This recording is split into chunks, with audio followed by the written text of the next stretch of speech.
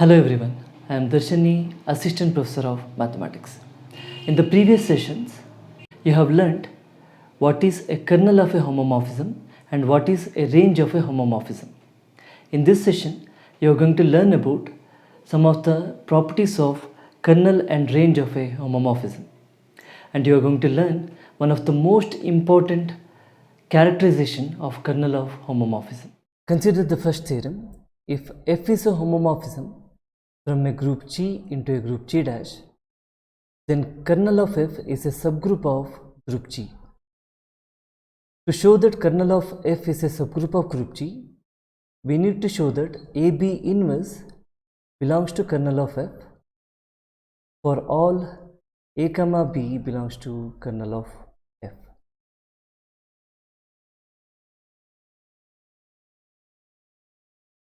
We have kernel of F is equal to x belongs to G, where f of x equal to A dash. And all those elements in group G which maps to the identity element of group G dash, where E dash is the identity element of group G dash. Now to show that AB inverse belongs to kernel of F, we need to show that f of AB inverse is equal to A dash. Let us consider A comma B belongs to kernel of F.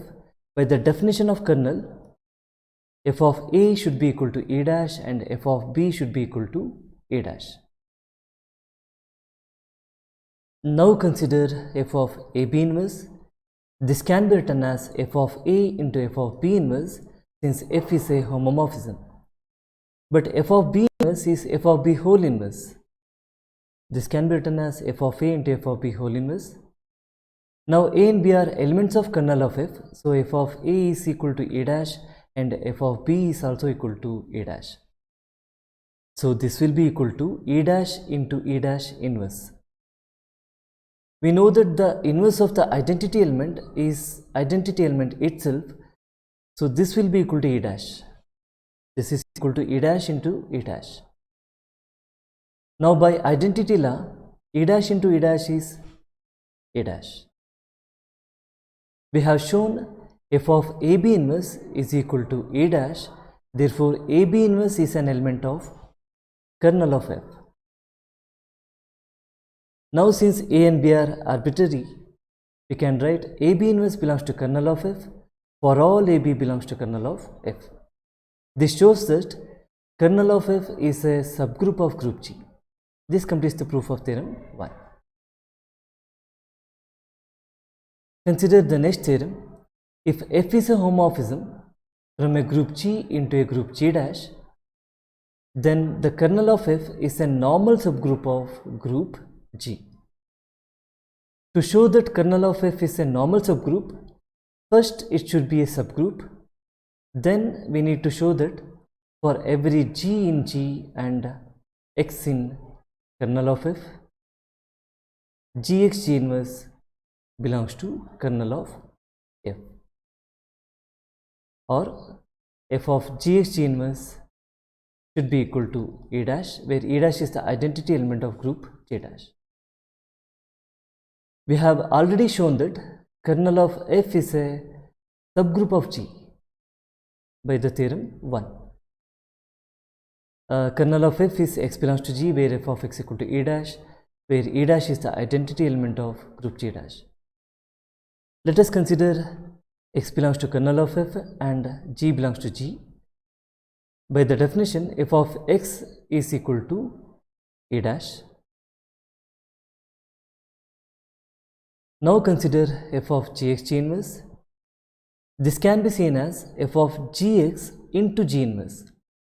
Since f is a homomorphism, this will be equal to f of Gx into f of G inverse.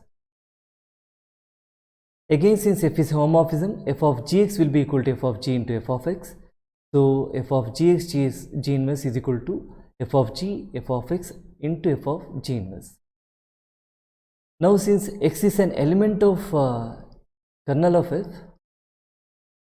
f of x is equal to A dash. This will be equal to f of G into A dash into f of G inverse. By associative law, I combine these two elements. Identity law, f of g into e dash is f of g. This is equal to f of g into f of g inverse. Now since f is a homomorphism, f of g into f of g inverse can be written as f of g into g inverse. Now since G is a group, by the inverse law, G into G inverse is identity element. So this is equal to f of E, where E is the identity element of group G. But by the property of homomorphism, the identity element of group G should map to the identity element of group G dash under any homomorphism. F of E should be equal to E dash. We have shown that f of Gx G inverse is equal to A dash. So Gx G inverse should be an element of kernel of F. Since G and X are arbitrary, we can write Gx G inverse belongs to kernel of F for all X belongs to kernel of F and G belongs to group G. This shows that kernel of F is a normal subgroup of group G. This completes the proof of theorem 2. Consider the next theorem. If F is a homomorphism from a group G into a group G dash, then the range of F is a subgroup of group G dash. We know that range of F is equal to f of x, where x belongs to G. This can also be denoted by f of G.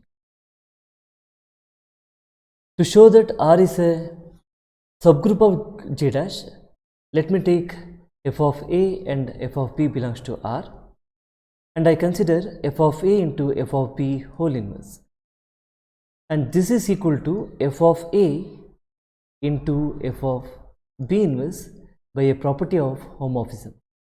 And now since f is a homomorphism, this will be equal to f of AB inverse. So f of A into f of B whole inverse is equal to f of AB inverse. Since A is an element of group G and B is an element of group G, AB inverse is an element of group G. As AB inverse is an element of group G, f of AB inverse is an element of the range R. So we have taken f of A and f of B belongs to R, and we have shown that f of A into f of B whole inverse belongs to R. Since f of A and f of B are arbitrary, this is true for every pair of element in R. This shows that R is a subgroup of group G dash. This completes the proof of theorem 3. Now we consider one of the most important theorem on kernel of F. A homomorphism F from a group G into a group G dash is 1,1 if and only if kernel of F is equal to singleton E, where E is the identity element of group G. We know that F is said to be 1,1 if f of x equal to f of y, then x should be equal to y. Here we have two statements. We need to show that if kernel of F is equal to singleton E, then F is 1,1, and conversely we have to show that if F is 1,1, then kernel of F is equal to singleton E. First, let kernel of F is equal to singleton E. Let us show that F is 1,1. Suppose if f of A is equal to f of B, where A and B are elements of group G, we need to show that A equal to B. For that, I operate f of B whole inverse on both the sides. When I operate f of B whole inverse on both the sides, I get here f of A into f of B whole inverse is equal to f of B into f of B whole inverse.